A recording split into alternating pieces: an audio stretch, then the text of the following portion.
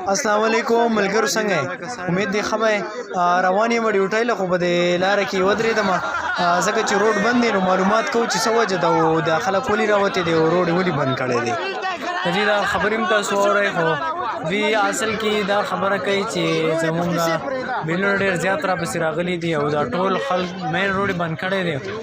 عوامو ته تکلیف دی خو هغوی وایي چې دا تکلیف د لږ ټایم لپاره دی حالان کې په غریب باندې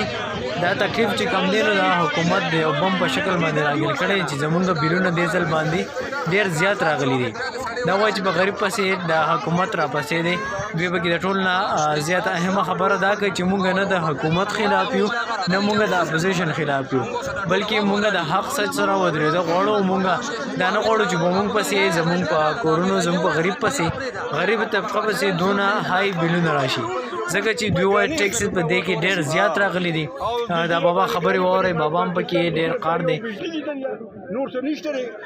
ولا امیران نه د ځمکې والی د امیران نه د هغه والی چې پته ولګي د هغوی نه څوک دغه بیل نه دي هغوی له نشي ورته سلام علیکم صاحب دغه سپي ته هم سلام تاسو کوئ دی وایي چې امیرانو ته خو تاسو څه نشئ ویلی خو چې غریب یې نو د غریب پسې تاسو دونه بیلونه چې څومره بیل نو د هغه بیل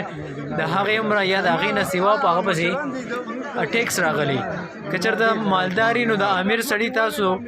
سپي ته هم سلام کوي خو چې غریب نو د غریب خبره ورانوي بیا د هغه نه څوک خبره کوي نه د هغه څوک مني نو دوی دلته زیات خلکو ته وایي چې موږ ته لار کولاو که خو لار نه کولاوئ او په دغه کې دوی مشغول دي